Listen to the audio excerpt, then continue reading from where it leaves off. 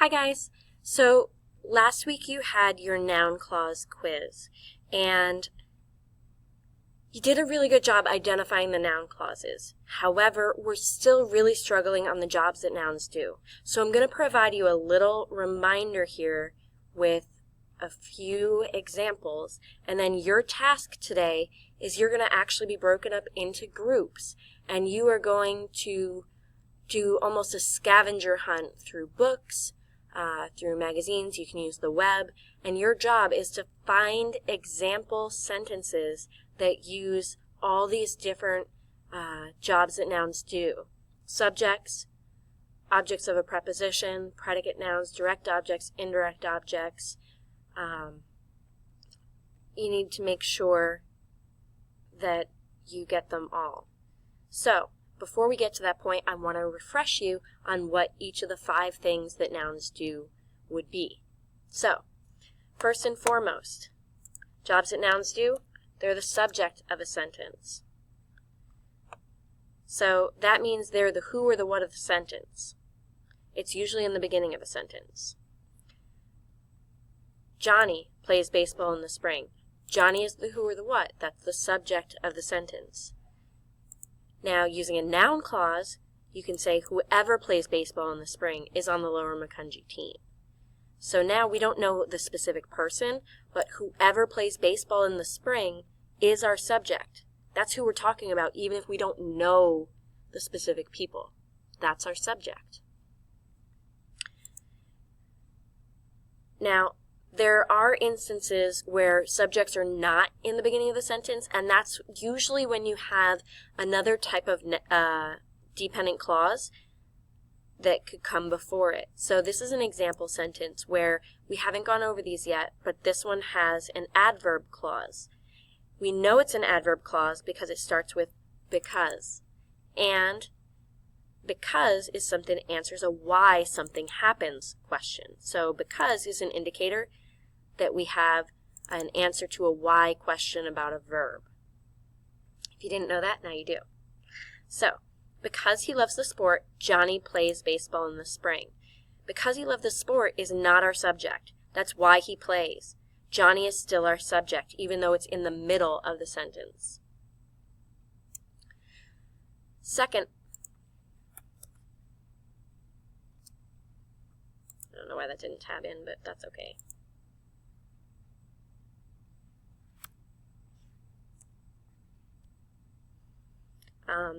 Predicate nouns are a second thing.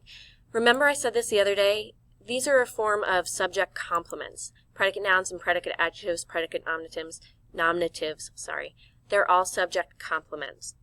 Think about it this way. If you give someone a compliment, different spelling, different type of compliment, but it can give you a trigger here if you say someone is nice or that looks good. Those are compliments that you give using complements. Haha. So they follow linking verbs, and they rename or describe the subject. So examples of that would be Liam is a doctor. Doctor here is describing Liam.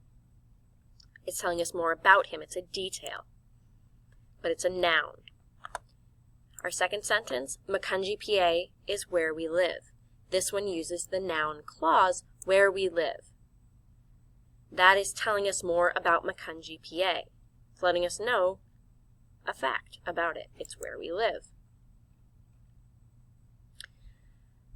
Third, nouns can be used as direct objects.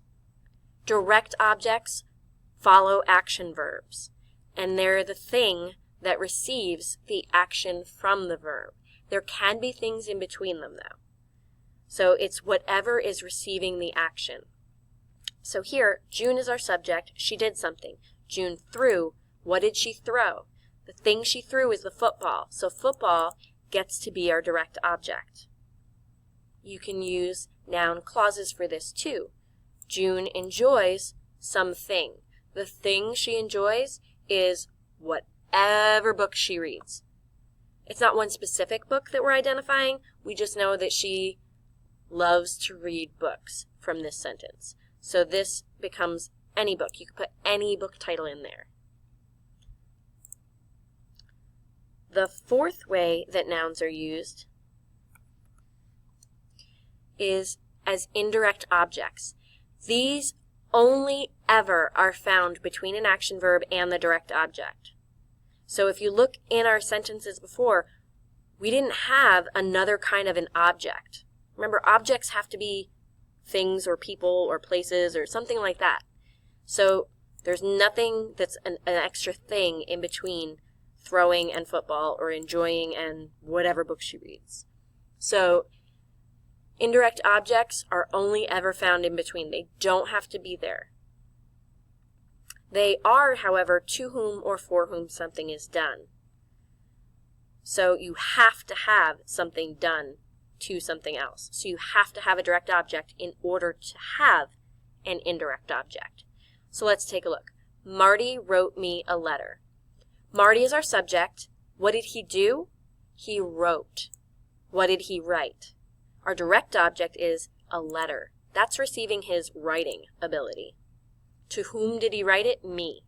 Now, if I put it at the end, if I wrote, Marty wrote a letter to me, I'd have an object of a preposition, not an indirect object. Indirect objects only are found right here, smack dab between our action verb and our direct object. It's really hard to find indirect objects that are noun clauses. We really don't speak like this too often, but they do exist. So here's an example. Marty wrote, whomever stole his lunch, a nasty letter. Now you're probably wondering, why'd she write whomever? That's weird. When do you use who versus when do you use whom? When do you use whoever versus whomever? Easy peasy answer. Who is used in place of a subject. Whom is used in place of an object. It's that easy. This is an indirect object, so I know that I have to use whom. But even this, it's just like the sentence above it. Marty wrote something. The thing that he still wrote was a letter. To whom? Whomever stole his lunch, even though he doesn't know who it is. And finally, objects of a preposition. Objects of a preposition always follow a preposition. They're like best buds. They need to be there together. So our first sentence is, Ellsworth is going to the mall. Ellsworth is our subject. That's my brother's middle name. That's why I chose to use it. He is going. And for those of you who were confused earlier about linking verbs versus helping verbs, here's an example that I put in on purpose to just point this out. Is by itself is a linking verb, but right next to it, if there's another verb, then it changes the tense, so it becomes a helping verb. So is now a helping verb, and going is our main verb. But that's a little sidebar for you. So Ellsworth is doing something. He's going. Where is he going? To the mall. To is our preposition. Every preposition needs its object, so we need to know where he's going to. So we need an object. So, please call the main office. Sorry for the interruption. I tried to snip it out there. But anyway, so the place that he is going is the mall. To the mall is our prep phrase. So mall is the object that goes with to. And now we can also use a noun clause. The prize goes to whomever wins the race. I could have put here, the prize goes to Nina. Nina would have been a specific person. But if I want to use a noun clause, whomever wins the race, it doesn't matter who that person is in the end. It's whomever wins the race that gets the prize. All right, those are the 5 different ways that nouns can be used in a sentence. So your job is now, in the groups that we're giving you, you need to go and find at least 5 examples as a group for each of these 5 different ways that nouns are used. You're going to write them on big chart paper. We're going to hang them around the room, and we're going to see you find these sentences. Good luck. Thanks, guys.